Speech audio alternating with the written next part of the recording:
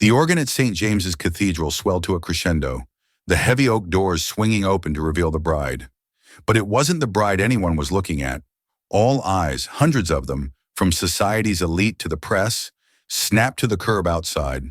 A pristine, white-stretched limousine had just pulled up, silent and majestic. The chauffeur, in a crisp black suit, opened the rear door. Out stepped Lyra Carter, the woman the groom had divorced just 1 year ago. She looked radiant, not vengeful, and then the world saw why she was there. One by one, the chauffeur handed her 4 identical baby carriers. In that moment, Marcus Thorne's fairy tale wedding didn't just stop, it imploded. This isn't just a story of revenge. It's a story of how a woman, left with nothing, built an empire on the ashes of betrayal and delivered the ultimate checkmate without saying a single word. Life, for Lyra Carter, had been a symphony of muted, luxurious tones. Her world was the scent of fresh peonies on the marble island of her Upper East Side apartment, the soft clink of ice in a crystal glass of water, the hushed hum of a chauffeured car gliding through Manhattan traffic. Her husband, Marcus Thorne, was the conductor of this symphony. He was a titan of finance, a man whose name was whispered with a mixture of awe and fear on Wall Street. He hadn't inherited his fortune. He'd forged it from sheer will, intellect, and a ruthlessness that he reserved for the boardroom. Or so Lyra had thought. They had met in college, long before the millions in the marble. He was the ambitious scholarship kid with fire in his eyes, and she was the art history major who saw the poetry behind his numbers. Lyra had been his anchor, his confidant, his biggest cheerleader. She'd worked 2 jobs to support them while he built his first algorithm, celebrating their first million with takeout pizza on the floor of their tiny, cramped apartment. She remembered the taste of that cheap pepperoni, a flavor more satisfying than any of the Michelin-starred meals they now consumed without a second thought. Their life now was a testament to his success. But somewhere along the way, the partnership had become a proprietorship. She was no longer his anchor. She was his ornament, a beautiful, graceful accessory to his powerful life. He loved her, she was sure of it. But it was a comfortable, possessive love. The love of a collector for his most prized piece. Her opinions on art were now used to decorate his sterile office lobbies. Her grace was deployed at charity galas to charm investors, and her warmth was the balm that soothed his ego after a brutal day of corporate warfare. And at the heart of their life, woven into its very fabric, was Chloe Sterling. Chloe was Lyra's best friend since their freshman dorm days. She was the one who had set Lyra and Marcus up on their first date. She was the maid of honor at their wedding, her tearful speech about their epic love story now a cherished memory. Chloe was family. She was Auntie Chloe, the one who held Lyra's hand through a miscarriage 3 years ago, the one who had a key to their apartment, the one who would show up with a bottle of wine and a listening ear whenever Marcus was on a business trip to Hong Kong or London. Chloe was a striking contrast to Lyra. Where Lyra was soft, classic beauty, Chloe was sharp, modern, and edgy. She worked in PR, a piranha in a world of sharks, and Lyra had always admired her ambition.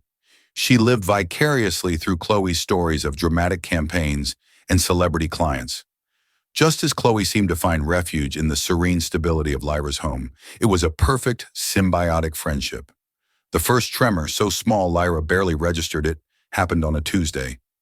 Marcus had come home early, a rare event.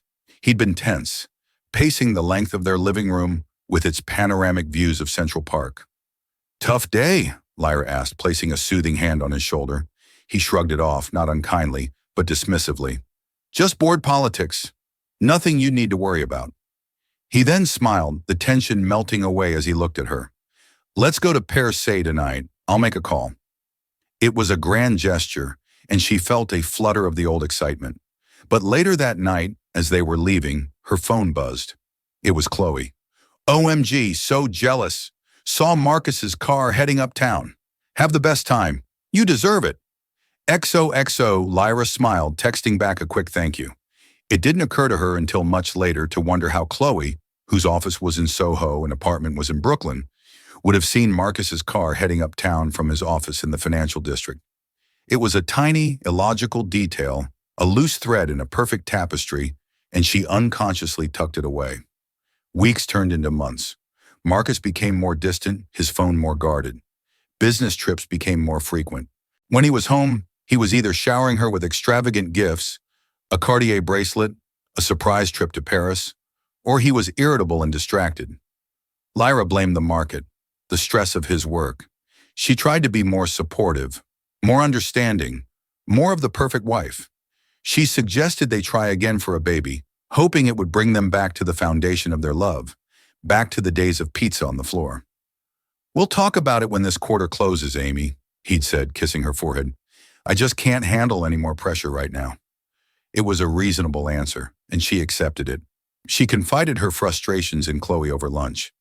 "He's just under immense stress, Ames," Chloe said, squeezing her hand across the table at a chic cafe.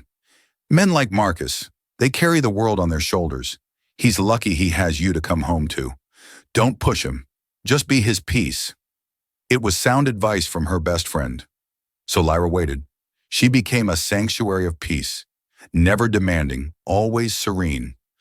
She threw herself into planning a lavish 35th birthday party for Marcus, a surprise gala that would show him how much he was loved.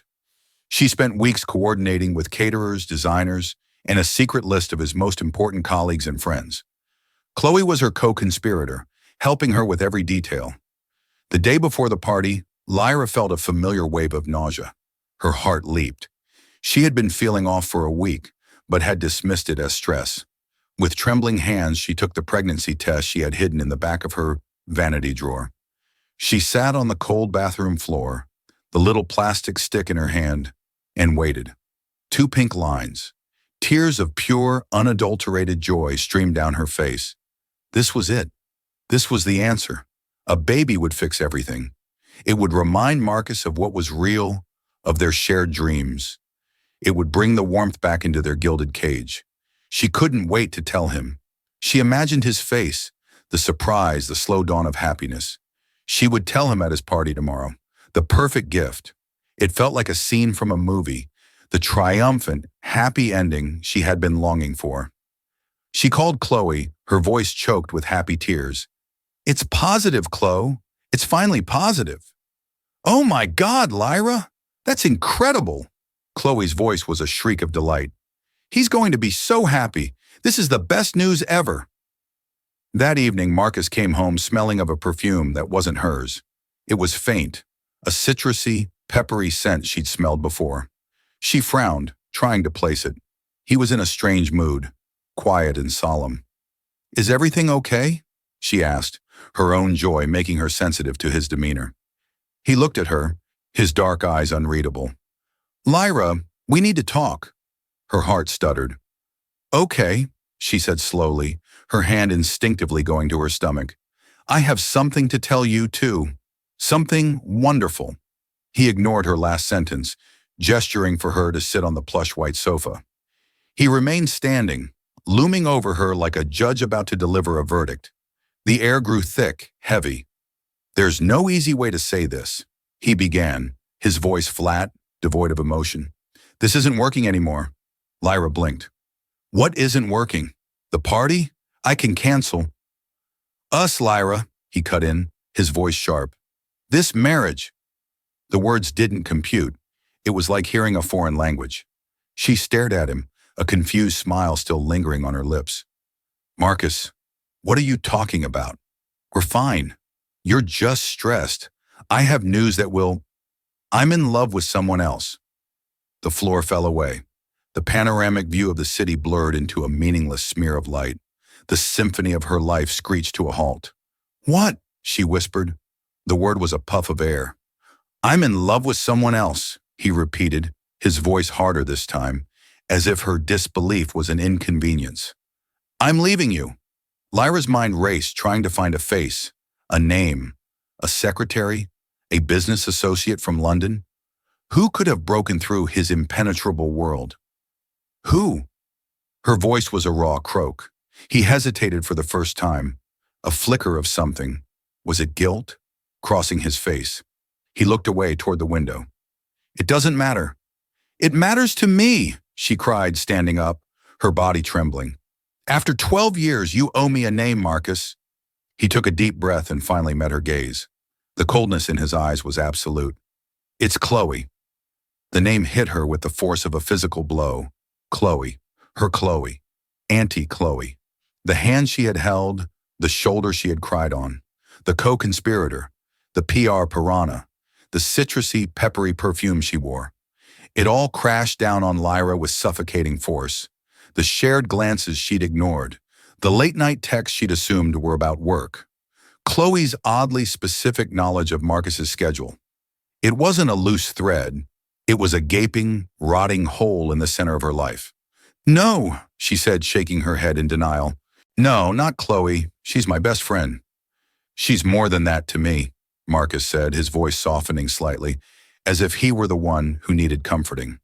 "I'm sorry, Lyra. I never wanted to hurt you, but we've been seeing each other for 6 months. It's real. This is what I want." 6 months. 6 months of lunches where Chloe had advised her to be his peace. 6 months of lies, whispered secrets, and stolen moments. 6 months of planning his birthday party with the woman he was sleeping with. The betrayal was so profound, so complete, it was almost elegant in its cruelty. Lyra felt a bitter laugh bubble up in her throat. She looked at the man she had loved since she was 19, the man she had built a life with, the man whose child was now a tiny, secret spark inside her. "I'm pregnant," she said, the words falling like stones into the chasm between them. She watched his face, searching for a crack in the facade, a hint of the boy who ate pizza on the floor. For a second, he looked shocked. His jaw tightened. But then, the mask of Marcus Thorne, titan of finance, slammed back into place. "A baby changes nothing," he said, his voice like ice. "It only complicates the timing. My lawyers will be in touch tomorrow to discuss the terms of our separation. You can stay here until you find a new place. I'll be at the hotel." He turned and walked toward the bedroom to pack a bag, leaving her standing alone in the silent, opulent room. The gilded cage had become a tomb, and Lyra Carter, for the first time in her life, was utterly and completely alone. The silence that followed Marcus's departure was a living entity. It filled the cavernous apartment, pressing in on Lyra from all sides, amplifying the sound of her own ragged breathing. The peonies on the counter began to wilt. The city lights, once a symbol of their shared triumph, now seemed to mock her, a million tiny, indifferent eyes. She didn't cry, not at first. The shock was a cold, protective shell around her heart. She moved through the motions of the next 24 hours in a fugue state. She called the caterers and canceled the party, her voice a monotone automaton's. "Unforeseen circumstances," she'd said. She sent a single text to Chloe's phone. "I know."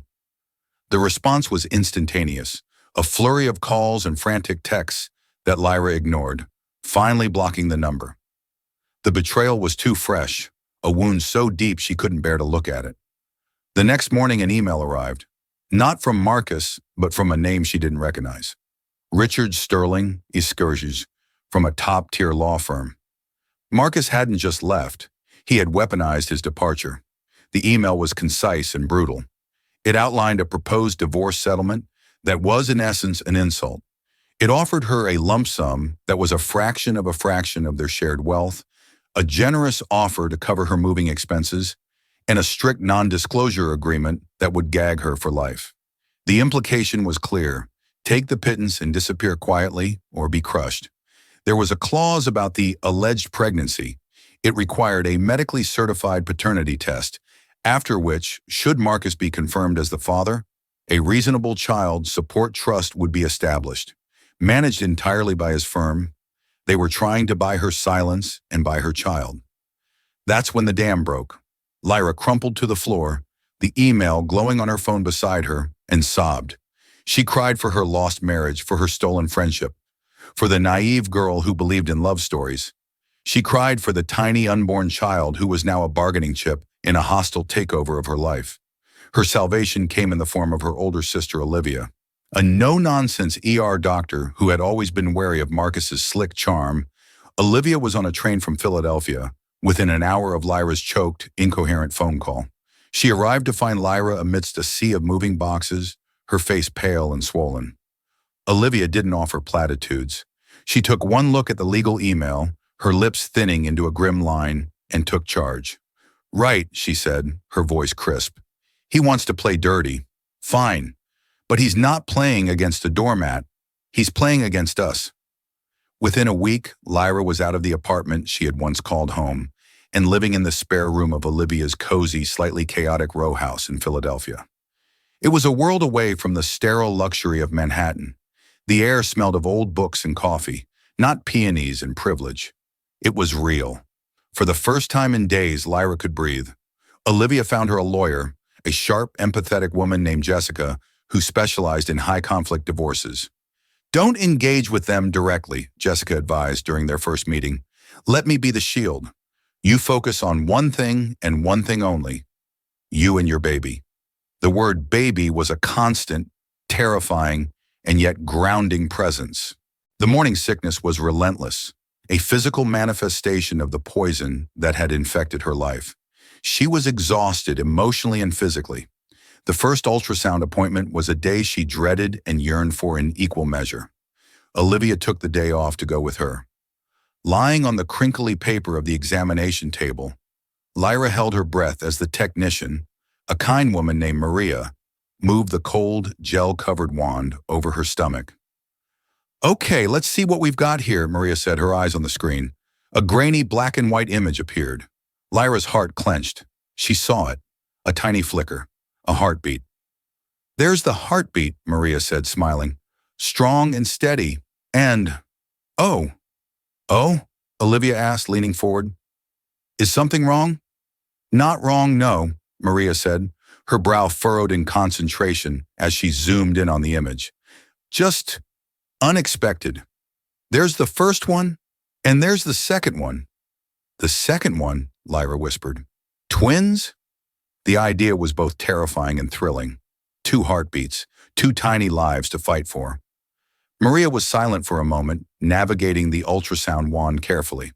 "Okay, so we have baby A and baby B, and...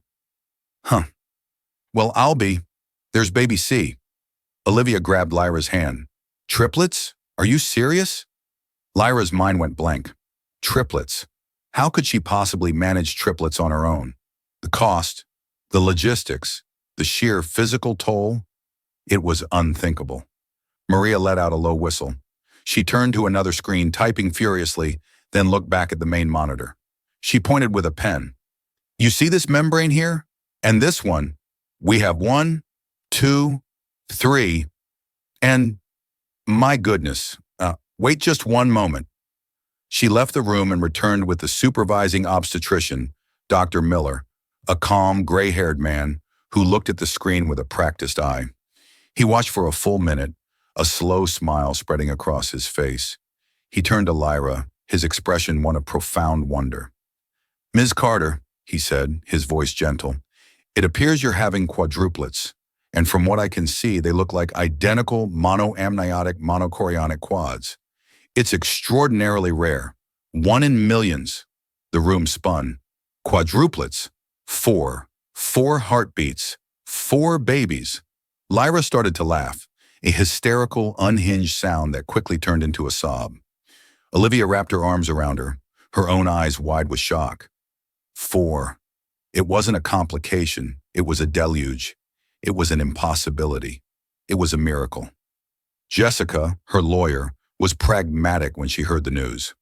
"This changes the game," she said over the phone. "This isn't just about child support anymore. This is a matter of significant, lifelong need. We're filing for a substantial increase in temporary support, effective immediately. Let's see how Mr. Thorne likes this headline." The response from Marcus's legal team was swift and venomous. They accused her of fraud, of undergoing fertility treatments behind Marcus's back to trap him. They demanded access to all her medical records. They painted her as a manipulative gold digger. The cruelty stole her breath. Marcus knew about their struggles, about the miscarriage. He knew she would never. How could he think that? Or was it that he didn't care what was true? He just cared about winning.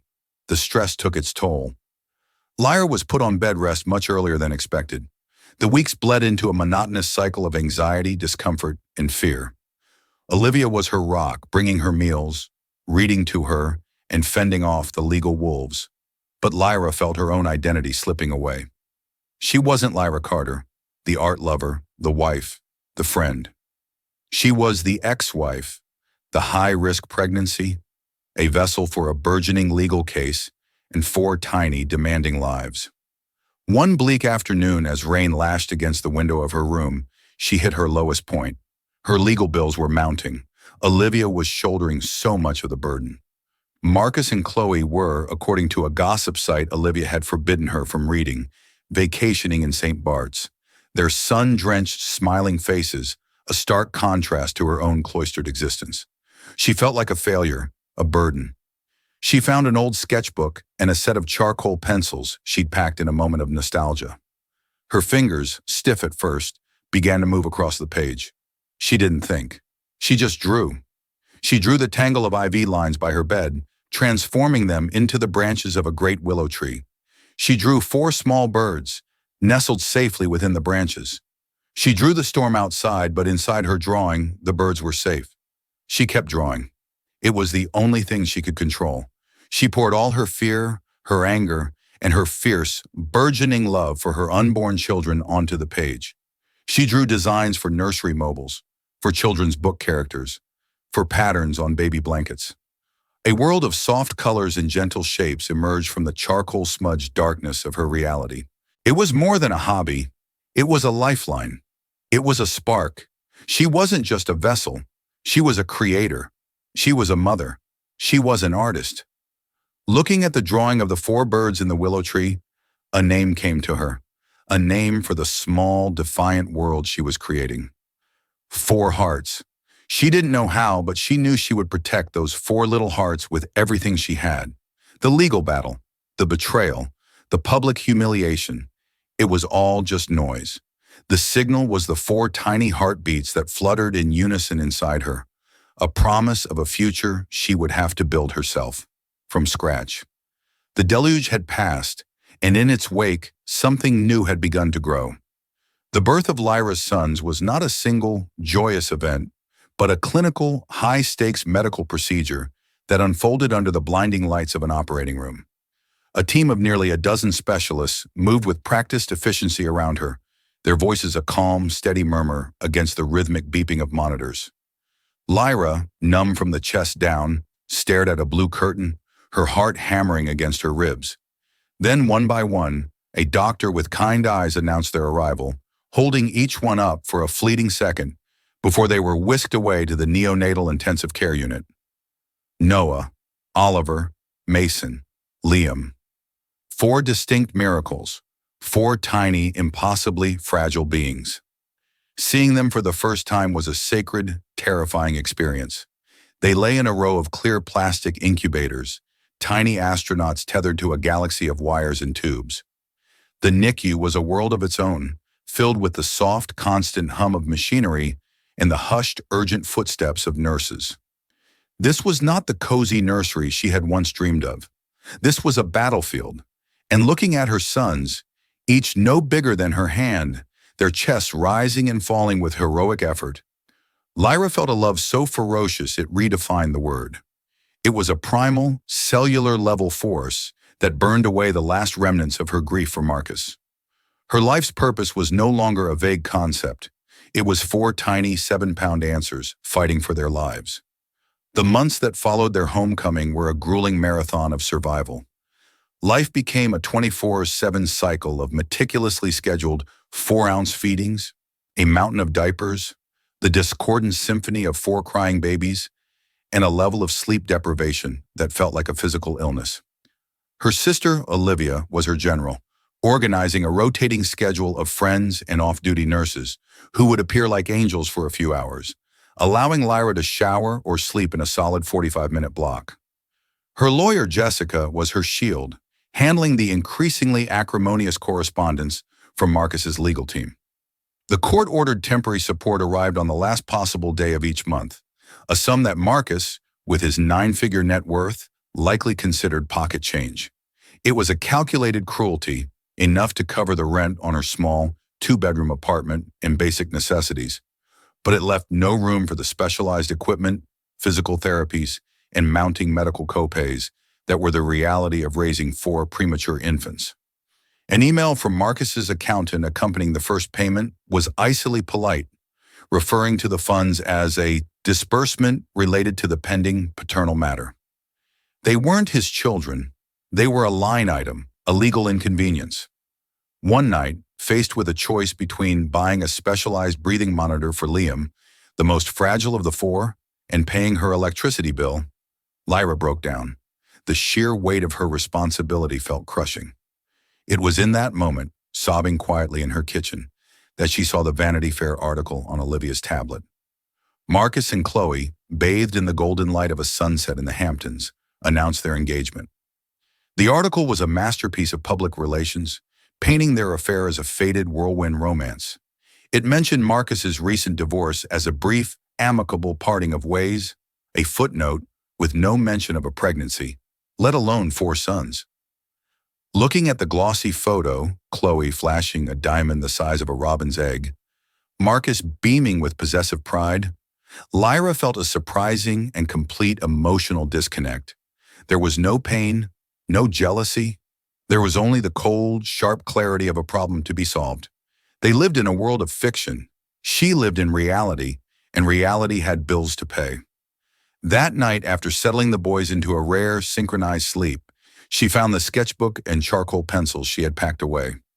In the quiet solitude of her living room, surrounded by the gentle chaos of her new life, she began to draw. It was more than a hobby. It was an act of reclamation. Her hands, which had spent months doing nothing but changing, feeding, and holding, remembered their old language. She poured her exhaustion, her fear, and her fierce, boundless love onto the page. She drew 4 tiny lion cubs huddled together and protected by a great, benevolent lioness. She drew whimsical patterns, gentle landscapes, and characters for books she would one day read to her sons. The idea for her first product was born directly from the sterile environment of the NICU. The standard baby's first milestone cards felt hollow, celebrating moments like my first smile when she had been celebrating first-time breathing without a ventilator. She designed her own set with milestones that mattered to parents like her. No more feeding tubes, gained my first pound, graduated from the NICU. They were honest, heartfelt, and beautiful. Using a small portion of the support money she had fiercely saved, she bought a used tablet, taught herself digital design through late-night online tutorials, and opened an Etsy shop. She named it 4 Hearts Design. She sold 3 sets of the NICU cards in the first week, mostly to friends of Olivia. The next week, she sold 10. Then, a miracle happened. A popular parenting blogger, whose own twins had spent time in the NICU, discovered her shop. She wrote a heartfelt post, praising the cards for their emotional honesty and beauty. Finally, the blogger wrote, someone who understands that for some of us, the biggest milestones are the ones we fight for. Lyra's phone began to buzz and didn't stop for 3 days. Orders flooded in. The sound of the Etsy notification chime became the soundtrack to her hope. She reinvested every single dollar, finding a local, family-owned printer to produce her designs on high-quality, eco-friendly cardstock. She expanded her line to custom nursery prints, greeting cards, and birth announcements. Small, independent children's boutiques started placing wholesale orders. She was no longer just a mother, she was a founder. One evening, while bouncing a colicky Mason on her hip and using her foot to rock a fussy Oliver in his bouncer, an email with an unfamiliar subject line popped up on her phone. Inquiry from Benjamin Carter. Assuming it was spam, she almost deleted it. Curiosity made her open it. The email was from the owner of Sprout and Garnish, a chic and highly respected chain of high-end children's boutiques. Benjamin Carter wrote that he had been at a friend's home for dinner and had been captivated by a print hanging in their nursery, one of her 4 lion cubs. He wrote that her work had a rare emotional authenticity and that he wanted to discuss a potential collaboration. Lyra's heart stopped. She read the email 3 times, convinced it was a prank. A quick, frantic search confirmed that Benjamin Carter was not only real, but a visionary in the children's retail space, known for his keen eye and for launching the careers of independent artists. Answer him, Ames, Olivia had urged, her eyes wide with excitement. This is it. This is the door opening. With hands that shook so badly she could barely type, Lyra scheduled a video call. She was a wreck, setting up her laptop in the one corner of her apartment, not covered in baby paraphernalia, praying for a solid hour of quiet. When Benjamin Carter's face appeared on the screen, he was not the intimidating corporate titan she expected. He was a man in his late 30s with kind, intelligent eyes, a warm, genuine smile, and a rumpled linen shirt that suggested he valued creativity over formality. He put her at ease instantly. "Lyra, it's a pleasure to finally meet the artist behind the lions," he began. "Your work has a story to tell. I'd love to hear it." And so, for the first time, she told her story. Not the tabloid version of the bitter divorce, but the true story of the 4 heartbeats that had become her entire world. She spoke of the NICU, of the need to find beauty in the struggle, of her desire to create things that felt like a soft blanket in a hard world. Ben listened with an intensity and respect that she hadn't felt from a man in years. When she finished, he was silent for a moment. Then he said, "I'm not just interested in one print, Lyra. I want to build a world around your vision." He made her an offer that took her breath away. He wanted 4 Hearts Design to be the artist in residence for Sprout and Garnish for the next year. He wanted an exclusive collection: bedding, wall decals, swaddles, clothing, toys. He offered her a staggering advance, a sum that would not only clear her debts but provide real, tangible security for her family and a generous percentage of sales. "I'm betting on you, Lyra," he said, his smile unwavering. "Talent and heart are a rare combination. I have a very good feeling about this." After the call ended, Lyra slid down the wall and cried. They were not tears of sorrow or anger, but tears of profound, soul-shaking release. She had done it. She had built a lifeboat, and now someone was offering her a fleet. The following 6 months were a whirlwind of focused, joyful creation. Fueled by coffee and purpose, Lyra poured her heart into the collection. Ben Carter became more than a business partner. He was a mentor and a friend. He guided her through the complexities of supply chains and manufacturing, respected her creative instincts fiercely, and celebrated every small victory. He never asked about Marcus. He was interested in Lyra Carter, the artist and entrepreneur. The 4 Hearts Design collection launched in Sprout and Garnish stores to critical and commercial acclaim. Forbes ran a feature on her, the headline proclaiming, "From heartbreak to high-end, the unlikely rise of Lyra Carter." The article celebrated her resilience and business acumen. She was no longer a scorned woman. She was an inspiration. She hired her first employees, other working mothers who needed flexibility, and moved her operations from her living room to a bright, airy studio space. The news of her success inevitably reached Marcus. His response was petty and predictable. A cease and desist letter arrived from his lawyers, claiming that since the intellectual property of her ideas was conceived during the marriage, he was entitled to 50% of her company's profits. The letter, meant to intimidate her, had the opposite effect. She handed it to Jessica, who laughed out loud. "Oh, he's wounded," she said with a grim smile. "This is the desperate flailing of a narcissist who can't stand that you're succeeding without him. Let me handle this." Jessica's legal response was a work of art. It not only refuted his baseless claim, but included a formal counter-demand for full reimbursement of all previously unclaimed medical expenses for the boys, with itemized receipts. The claim was quietly dropped. The final piece of mail arrived not at her home, but at Jessica's office. It was a thick, cream-colored invitation, the names Marcus Thorne and Chloe Sterling, embossed in gold script. It was an invitation to their wedding at St. James's Cathedral. But the invitation was also a notice. They had scheduled the final signing of the divorce papers to happen on the same day, a final public act of erasure. Lyra looked at the obnoxious piece of cardstock. Then she looked around her bustling studio, at the beautiful, gentle world she had built. On her desk was a framed photo of her 4 sons, laughing in a pile of autumn leaves. She thought of the woman she had been, crying on her kitchen floor, terrified of the future. The invitation wasn't an insult. It was an opportunity. A stage had been set, and she finally knew her role. She picked up her phone and called her lawyer. "Jessica," she said, her voice perfectly calm and dangerously clear. "About that meeting on the wedding day, Please cancel it. I've decided to deliver the papers myself.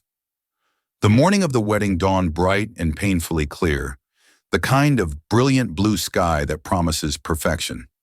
In an opulent suite at the plaza, Chloe Sterling was being meticulously assembled into a bride, a living sculpture of silk, lace, and diamonds. Across town, Marcus Thorne was fastening the cufflinks on a bespoke Tom Ford tuxedo, a smug, triumphant smile playing on his lips. This day was the final consolidation of his victory, the public and permanent acquisition of the life, and the woman he truly wanted. But in a sun-drenched, airy apartment in a quieter part of the city, a different kind of preparation was underway. Lyra Carter's movements were not frantic or vengeful. They were imbued with the serene, deliberate focus of a chess grandmaster preparing for the final move. Her apartment, once a sanctuary from the storm, was now her command center. It was a space that hummed with life, filled with the scent of baby powder, fresh coffee, and the faint, clean smell of the watercolor paper she used for her designs. This was not an act of war. It was the ultimate board meeting for her new life, a final presentation of her irrefutable success. The stars of the event, her 4 sons, were being dressed for their public debut. Noah, Oliver, Mason, and Liam, now robust and curious 14-month-old toddlers, were a testament to her resilience. Lyra dressed them not in generic formal wear, but in identical custom-made outfits she had personally designed for her own Four Hearts brand. They wore tiny, perfectly tailored navy blue blazers over crisp white button-down shirts.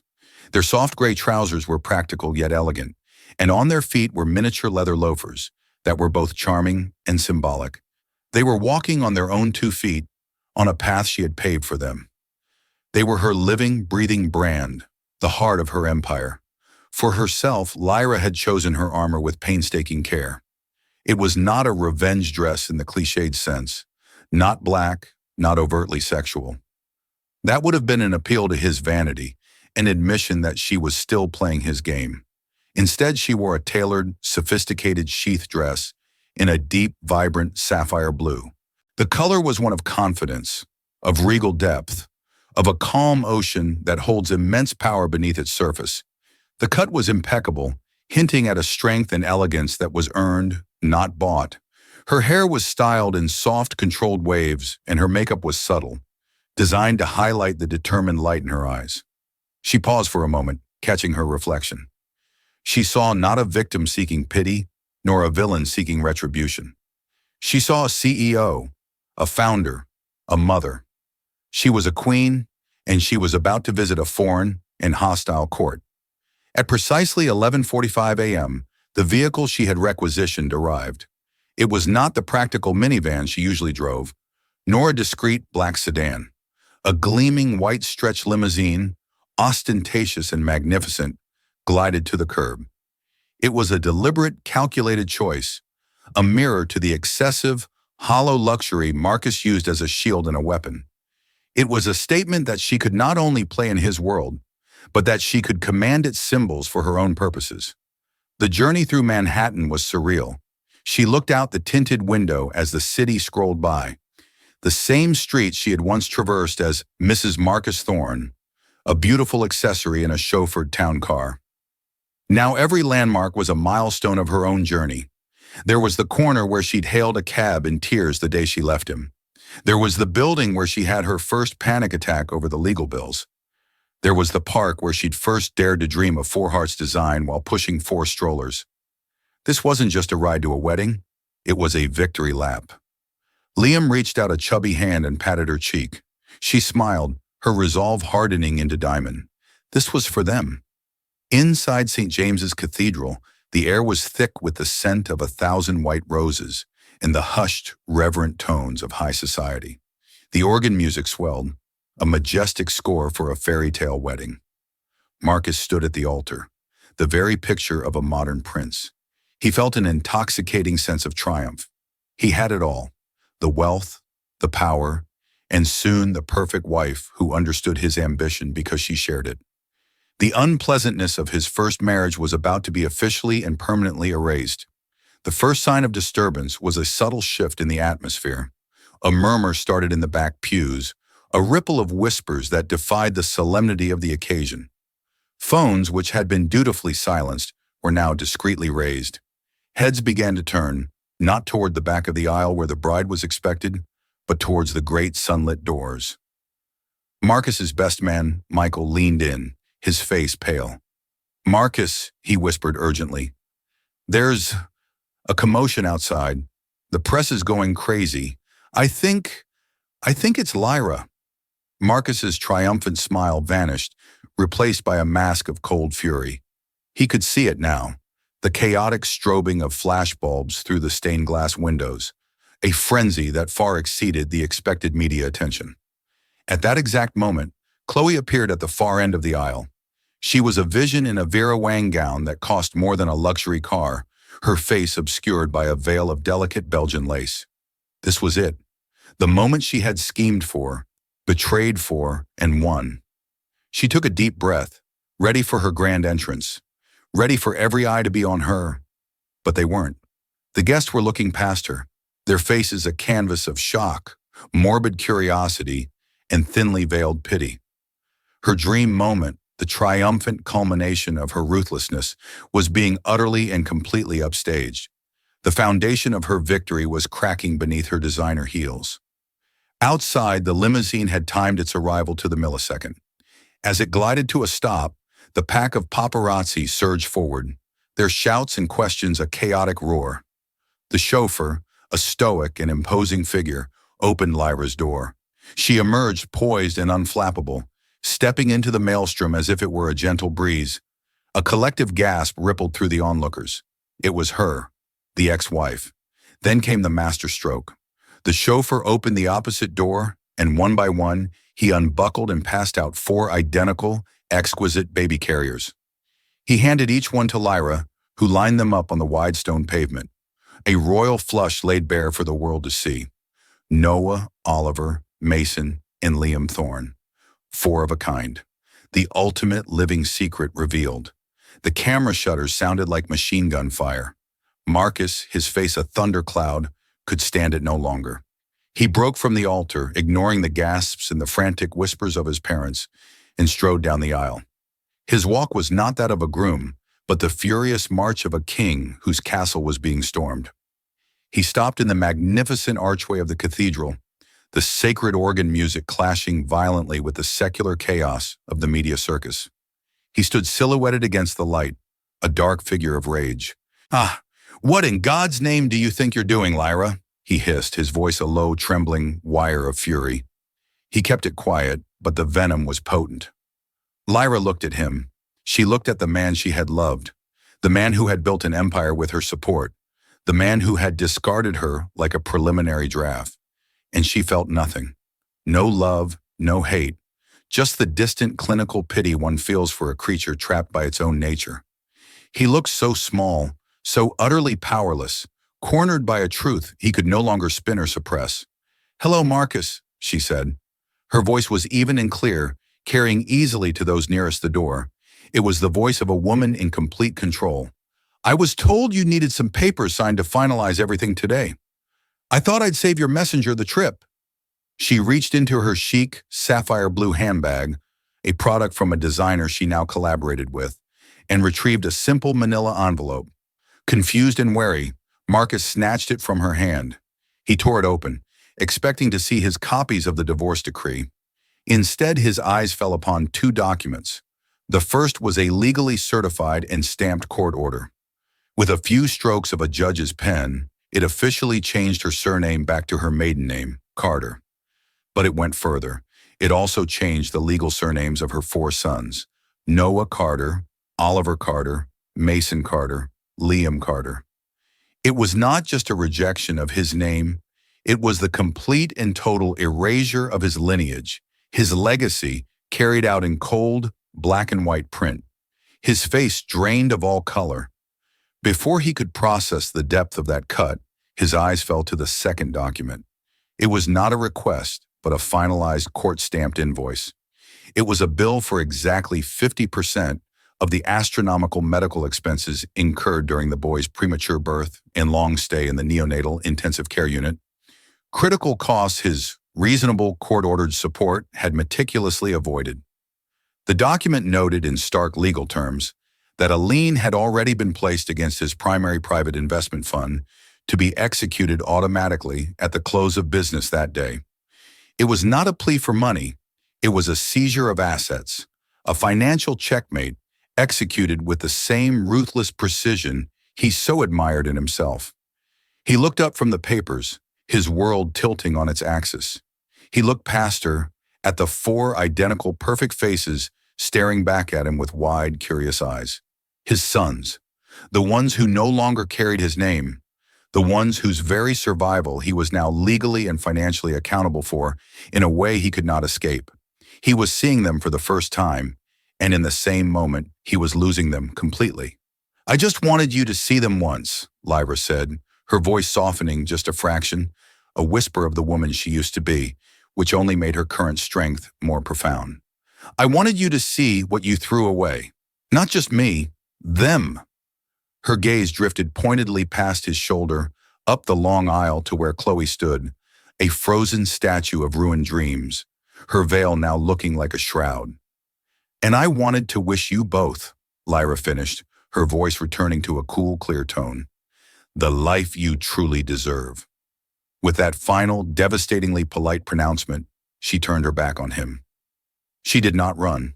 She did not hurry. With the calm efficiency of a mother who had done this 1,000 times, she and the chauffeur secured her 4 precious boys into the limousine. She settled into the plush leather seat, not looking back at the wreckage she had wrought. As the pristine white limousine pulled away from the curb, gliding silently into the flow of city traffic, it left behind an indelible tableau of ruin. Marcus stood paralyzed in the church doorway, clutching 2 pieces of paper that had just dismantled his identity. Chloe remained frozen at the end of the aisle, the triumphant music replaced by a rising tide of scandalized whispers. The story was no longer his to write. It was already flashing across phone screens around the world. The wedding grotesquely continued. The vows were exchanged, the rings placed on fingers. But it was a ghastly pantomime, a hollow ceremony haunted by the ghosts of 4 tiny boys and 1 unbreakable woman. Their union wasn't consecrated with love that day. It was sealed in mutual, public disgrace. Lyra Carter had not come to his wedding to crash it. She had come to close a deal, and in doing so, she had completed the most successful, hostile takeover of her own life. Lyra's story is a powerful testament to the fact that our greatest chapters are often born from our deepest wounds. She transformed the ultimate betrayal into the ultimate triumph, not by seeking revenge, but by relentlessly building a life of her own. She proved that true wealth isn't about what you have, but about what you create from what you've been given, even when that seems like nothing at all. Her journey reminds us that inner strength, resilience, and a mother's love are forces more powerful than any fortune or social standing. She didn't just get even, she got ahead on her own terms for her and her 4 little boys. If Lyra's story of turning heartbreak into a thriving empire inspired or moved you, please give this video a thumbs up to show your support. Share it with someone who might need to hear a story of incredible resilience. And for more real-life stories of triumph against the odds, make sure you hit that subscribe button and turn on notifications. What did you think of Lyra's checkmate moment? Let us know in the comments below.